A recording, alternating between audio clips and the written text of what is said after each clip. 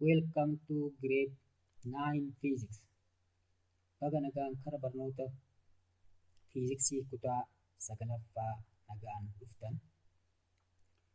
So, kitaabni fiiziksii kutaa sagalii cover page isaa kana fakkaata gaa kitaabni haaroyni. So,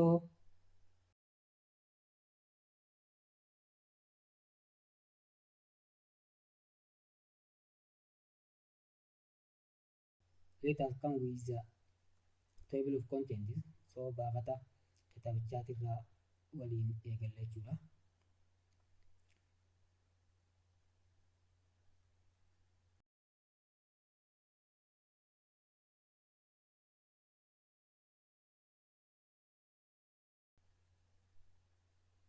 Okay.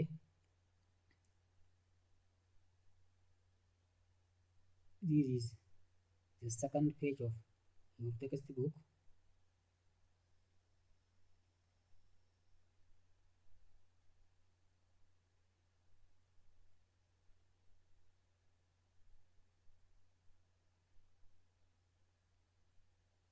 So,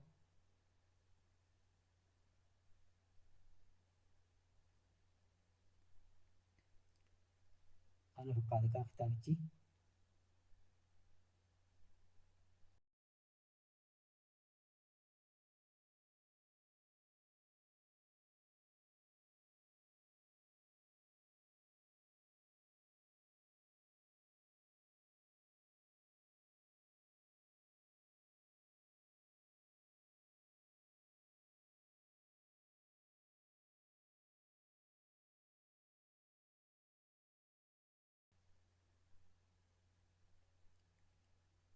Kun gaa wantoota gartee take good care of your this textbook jaa akkaataa eegumsa kunuunsa kitaaba kanaa gootanii jechuu gootanii isiniif himuu barbaadeeti.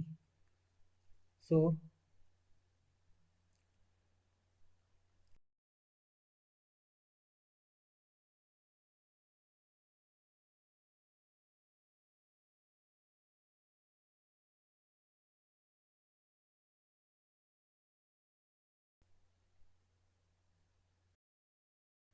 peejii isatti aantutti waliin dabarra.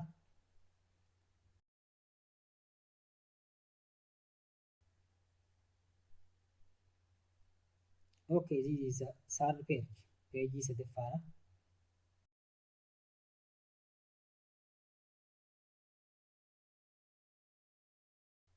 Peejii sadaffaa fi kutaa sagalii jechuudha.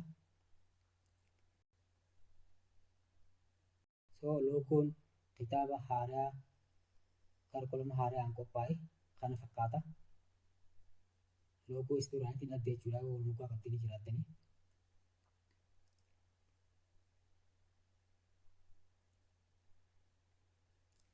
Okay, let us come with table of contents.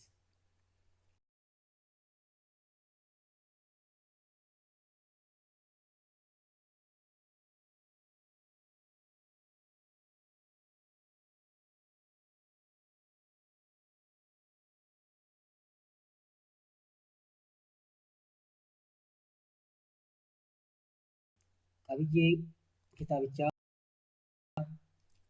kana wajjin ilaalleeti waliin itti fufna aga dhumatti akkan wajjin turtan kabajaan isin affeerra jechuudha. Okay, look, the unit 1 boqonnaa takkaffaa gaafanni boqonnaa takkaffaadha kun gaa physics and human society jaa. Okay, gaa kun beekamutti gaa fiiziksii fi hawaasa uummataati. Hawaasa nama uummataati jechuudha kan wajji ilaallu. Okay, 1.1 boqonnaa takkaffaan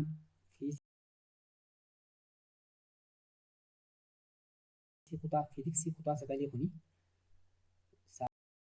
saabtooppikii yookaan immoo buufata xiqqaa mata-duree xiqqaa afur of jalaa qaba. Takka tuqaa takka waa'ee definition and nature of physics ibsaa fi haala uumama amala fiiziksiiti jechuudha kan nuti ilaallu. Takka tuqaa lama immoo branches of physics. Dameelee fiiziksiidhaa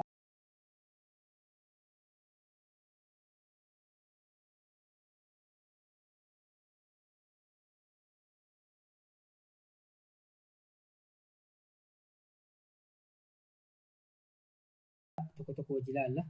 Sadi tuqaa takka tuqaa sadii irratti immoo related fields to physics. Fiildiilee bebeekamoo walitti dhufeenya fiiziksii wajji qabdu kan laallu ta'uu isaati. Takka tuqaa afur irratti immoo historical issues and contributors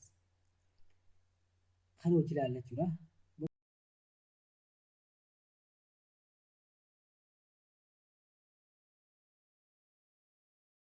Boqonnaa lama irratti immoo kan hojii ilaallu physical quantity dha. So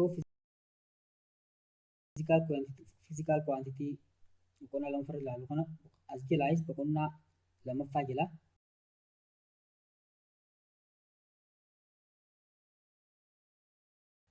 buufata xiqqaa yookaan immoo saabtooppikii afur jalaa qabaachuudha. Lama tuqaa takka waa'ee scale, standards and units. Waa'ee scale, waa'ee standard fi waa'ee unitii kan hojii ilaallu ta'uu isaati. Lama tuqaa lamarratti immoo measurement and safety. Measurement and safety hojii ilaalla jechuudha. Lama tuqaa sadii immoo classification of physical quantity kan hojii ilaalla jechuudha.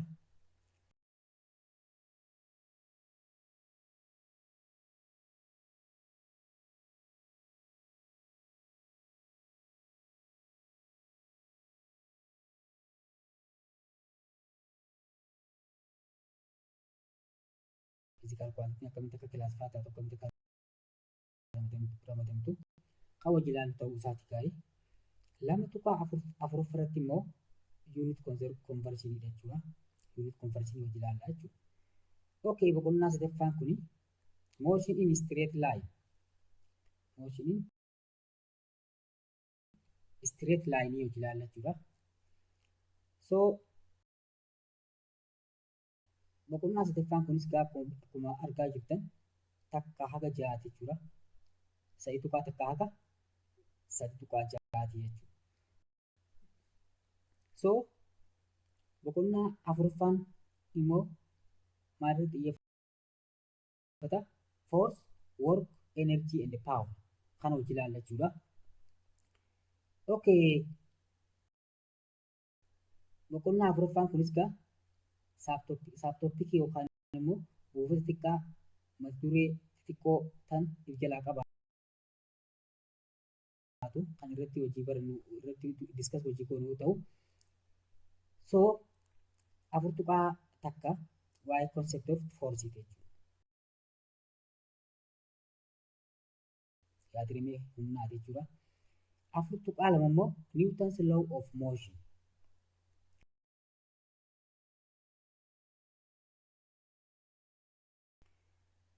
Seera Newtonsicha kan hojii ilaallu.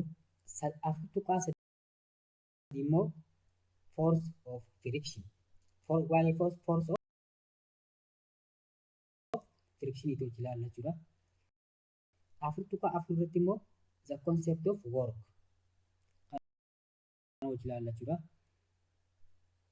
Afur tuqaa shan irratti immoo kinetic and potential energy hojii ilaalla. Afur tuqaa ja'a immoo waa power hojii ilaalla jechuudha. Boqonnaa shanaffaa irratti immoo simple machines. Maashinoota salphaa hojii ilaalla jechuudha.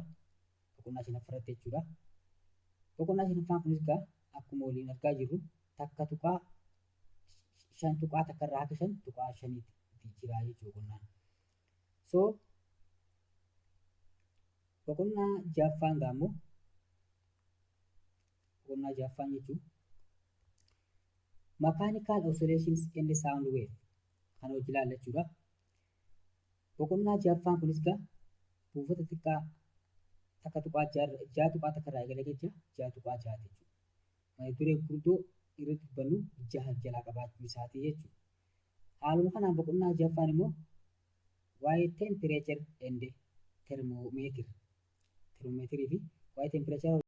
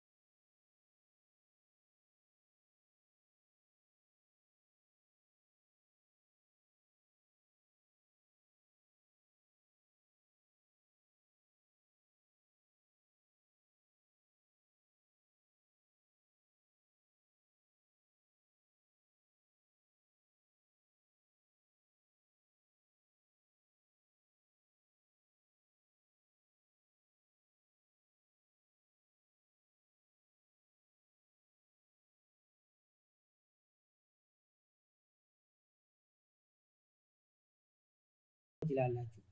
So boqonnaan torbaffaan kun buufata xiqqaa torba of jalaa qaba jechuudha. Temperature and our life, extreme temperature safety kana jechuudha. Hojii ilaallu jechuudha. Okay, let us start with unit 1. So buufata hojii ilaallee turre jechuudha. Table of content dha. Amma immoo wanni nuti eegallu boqonnaa takkaffaa eegallaa jechuudha. Lesson keenya irraati. So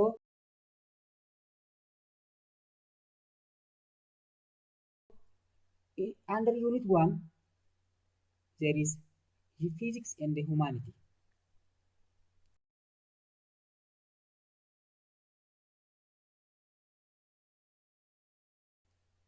So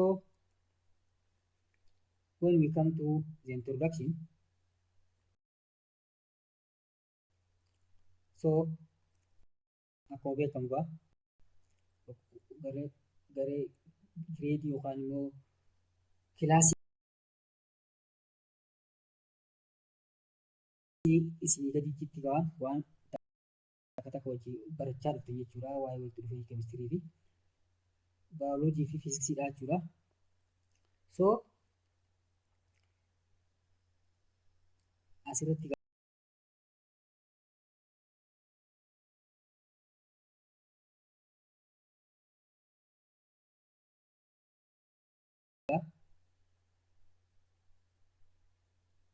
look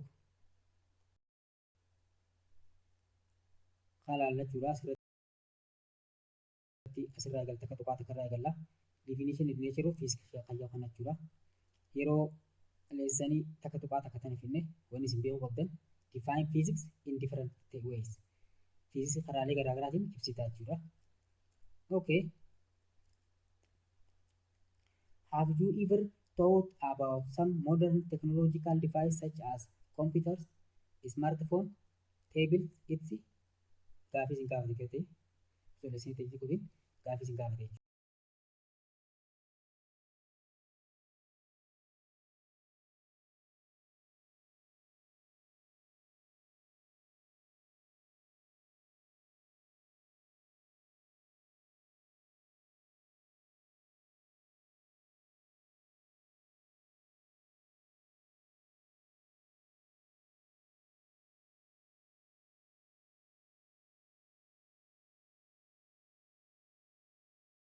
Akka isin brainstorm taataniif jechuudha. Yaaddini beektaa waa'ee teknooloojii ammayyaa kana kanneen akka kompiitaraa, kanneen akka ismaartfoonii tokko tokko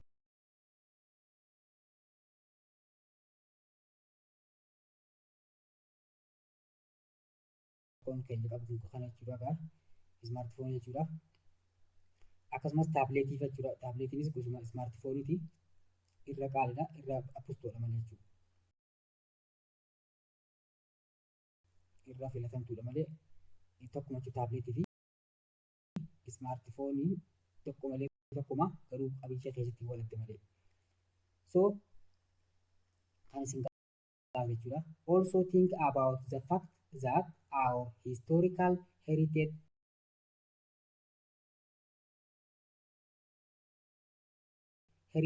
such as Harar Jogol, and Fasilides Castle, the obelisk of Aksum, and Rock own churches of Lalibela building have kept their balance and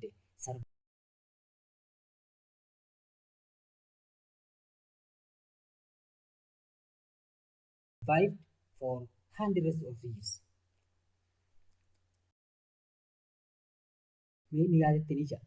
Keessattuu hambaalee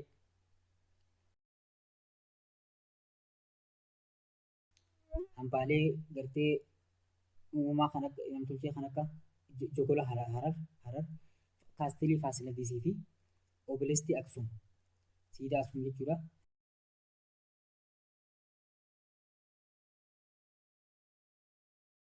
Akkasumatti gartee dhakaa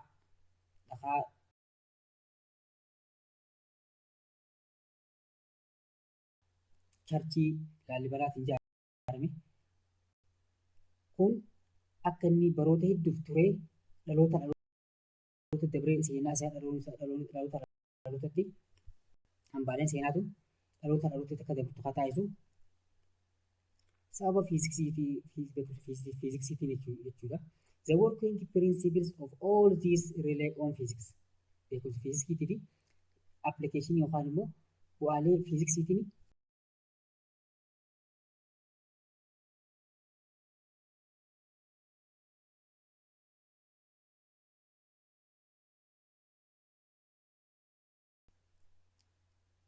gartee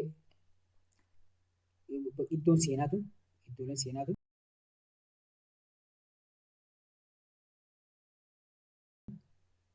as eegee akka nuti hundi ilaallee irraa qo'annu kan nu taasifte waa'ee beekumsa yookaan immoo pirinsipilii fiiziksiitiin as geesse jechuudha. The word physics is thought to have come from the Greek word physis. Physis means meaning nature. Look, jechi Giriikii jecha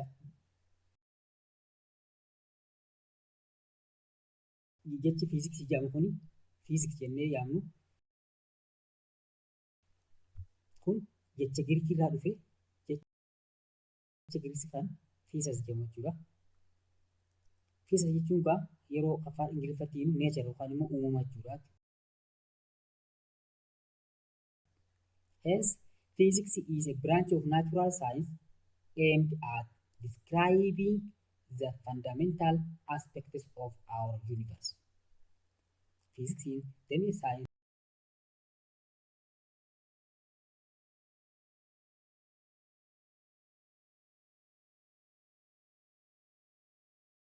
uumamaa kan waa'ee yuunivarsii yookaan immoo hawaadha. Waan hawaa jechuudha lafa dabalata jechuudha. Wantoota lafarra dalagamu hunda jechuudha kan dabalatu ta'uu isaati jechuudha. Walii galatti jechuudha. Kan inni ibsu damee saayinsii uumamaa wantoota hawaa keessatti raawwatan yookaan waliigala hawaa keessatti raawwatan hunda kan qoratu ta'uu isaati jechuudha. These include what things are in it. Universe yookaan hawaa tana keessa jechuudha. Hawaa tana keessa universe jechuun hawaa jechuudha. Hawaa keessa egaa lafti qabiyyeelee hawaa keessa isii takka akkasumas pilaanetoonni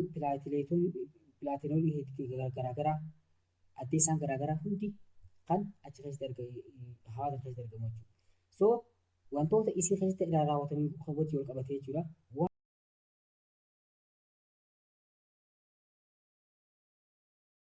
What property of these things are noticeable.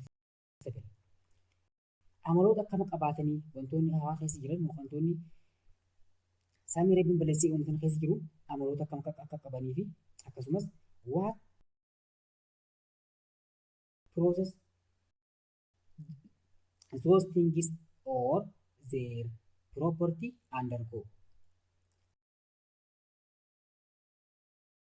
Piroosesii yookaan adeemsa akkamtu yeroota kanaan gaggeeffamaadha.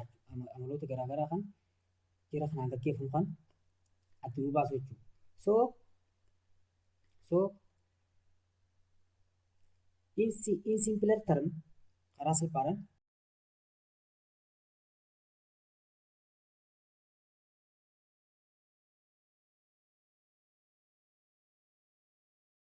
physics attempts to describe the basic mechanism that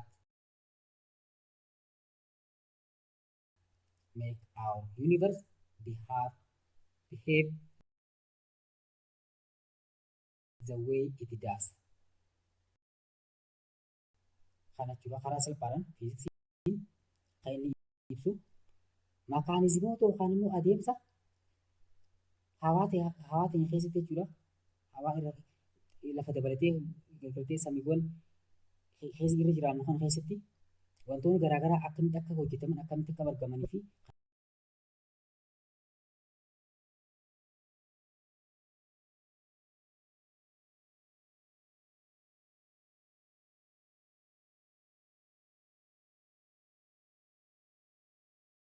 kan fakkaatan kan qo'atu jechuudha. For example, fakkeenyaaf physics enable you to understand the working principle of cars, airplanes, space rockets, refrigerators, radio, television.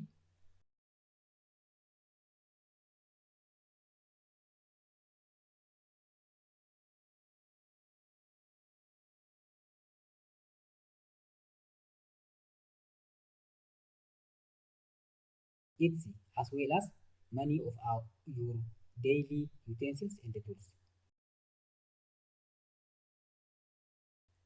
So kana jechuudha. Fiiziksiin akka nuti wantoota garaagaraa akkamitti akka isaan hojjetaniif akkamitti maalirraa akka isaan hojjetaman kan nu barsiisudha. Fakkeenyaaf makiinaa manaa makiinaalee garaagaraa jechuudha. Wanta manaa ta'uu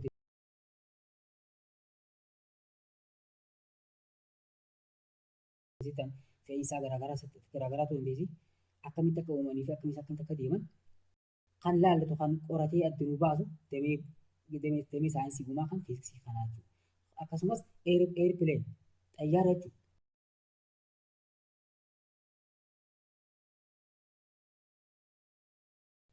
Xayyaara sana keessatti bareedinni biyya takkaa irraa kan biyya takkaa yaanu kun maalirraa akka uuman akkamitti akka uumanii fi akkamitti akka deeman kan qoratu fiiziksii ta'uu isaati jechuudha. Akkasumas space rookeetii garaagaraa kan hawaa kana keessatti dhukkaasanii yookaan immoo naanna'anii akkasiin hawaa garaagaraa wantoota garaagaraa informaatiinii garaagaraa isii akkasiin fiddu taasisanii fi kan lolaafillee itti fayyadamuu danda'e jechuudha. Refrigerators firiija manaa jechuudha kan wantoota garaagaraa keessa keenyee akka inni hin banne taasifnu akkasumas akka jallaattiin garaagaraa irraa tolfamtu kan nu taasisu refrigeratera manaa qabnu kunis dandeettii yookaan beekumsa fiiziksiitiin utubamee nu fayyadaa jira jechuudha. Akkasumas reediyoon bakka takka teenyee informaatiinii bakka addunyaa guutuudhaa ittiin sassaabnu kun beekumsa fiiziksiitiin tolfamuu isaati. Akkasumas televiziyoonii jechuudha. Beekumsa fiiziksiitiin ijaaramuu yookaan immoo tolfamuu isaati jechuudha. So meeshaaleen elektirooniksii kamiyyuu beekumsa fiiziksiitiin kan utubamte kan ijaaramte kominikeeshinii garaagaraatiif yookaan quunnamtii garaagaraatiif kan itti fayyadamu ta'uu isaati jechuudha. So meeshaalee manaa kan garaagaraa kan irraa tolchinus karaa beekumsa fiiziksiitiin jechuudha. So physics explains physical phenomena such as difficulty of walking on a smooth plane and why an electric fan rotates its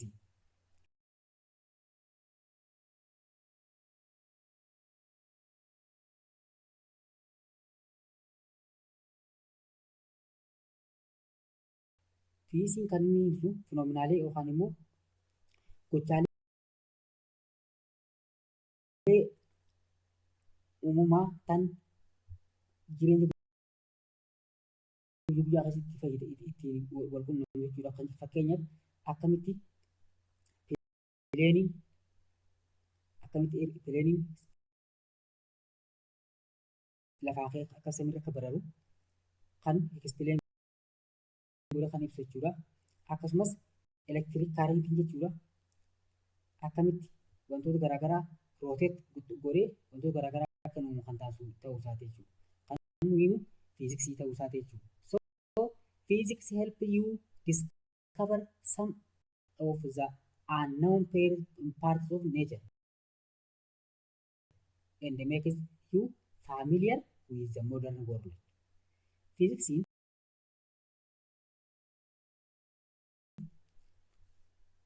maaliif nu fayyada? Akka nuti wantoota hin beekne jechuudha. Wantoota hin beekne kan neechira yookaan immoo uumamaan naannoo keenya keessa jiran ittiin adda baafannee akkasumas wantoota garaagaraa kan addunyaa keessatti jechuudha beeknuu fi akka nuti addunyaa keessatti wantoota garaagaraa beeknee hubannu kan nu gargaaru keessattuu addunyaa ammayyoomte keessatti jechuudha. Modern world addunyaa ammayyaa kan keessatti wantoota garaagaraa kan nuti hin beekne duraan hin beekne kan karaa beekumsa fiizikiitiin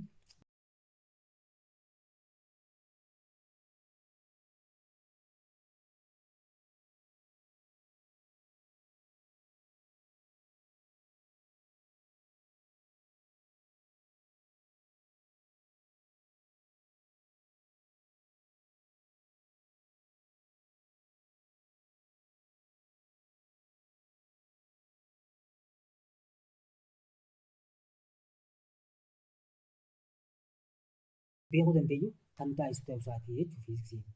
So physics help you to understand some concepts in other subjects like biology, chemistry, geology, astronomy. Fiiziksiin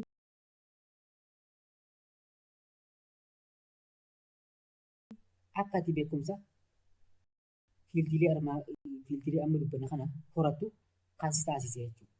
Yaadrimee cimtuu beekumsa fiildiilee akka baayoloojii, keemistirii, jiyooloojii, astiroonoomii kana akka nuti qabannu, akka nuti hordofnu yookaan immoo akka nuti bifa kanaan beekumsa isaanii kana gabbifnu kan taasisu hangafni fiiziksiidha jechuudha. So studying physics help you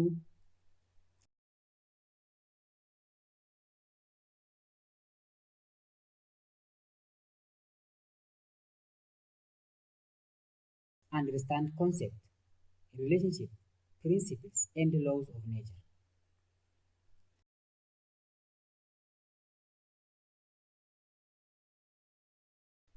So beekumsi fiiziksiidha maal kan nu fayyade akka nuti yaadrimee walitti dhufeenya akkasumas seerota pirinsipilota garaagaraatii fi seerota addunyaadha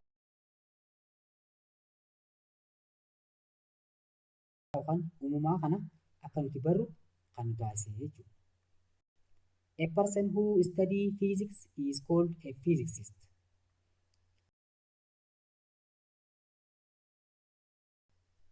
Namni fiiziksii qo'atu saayinsistiin fiiziksiidha jechuudha. Maal jedhamti? Physicist jedhamti jechuudha. So fiildiin hundinuu saayinsistii mataa ifii qaba. Kanaafuu saayinsistii jiran keessaa saayinsistiin damee fiiziksiidha. Kan waa'ee fiiziksiidhaa qoratu fiiziksistii jedhama jechuudha. In addition to understanding the concept, relationship, principles, and law of nature, studying physics has various career opportunities.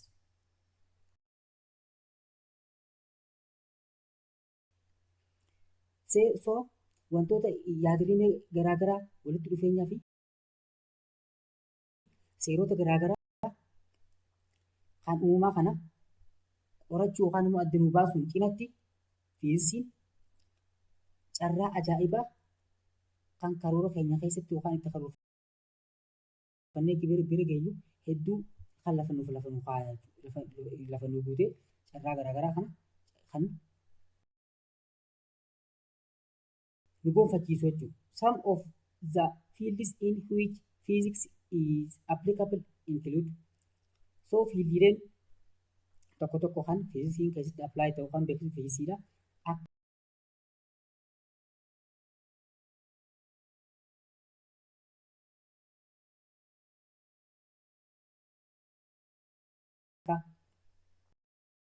bartee gabbatu taasisu keessaa isa tokko. So the fields of transportation. Fiildiilee transportationidha geejjibaa jechuudha. And also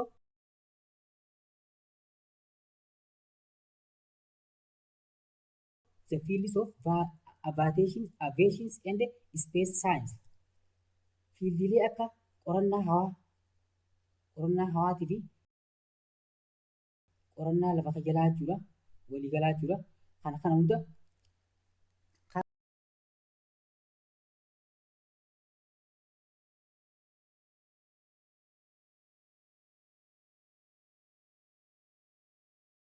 bakka nu buusu jechuudha.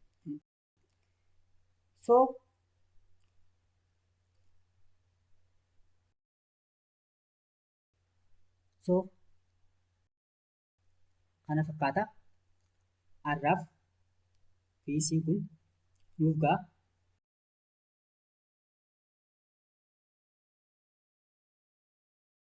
Yeroo itti aanu jechuudha. Leessanii itti aanutti takka tuqaa lamarraa waliin eegallaa. Har'aaf nuuf ga'a. Nagaan jiraadhaa.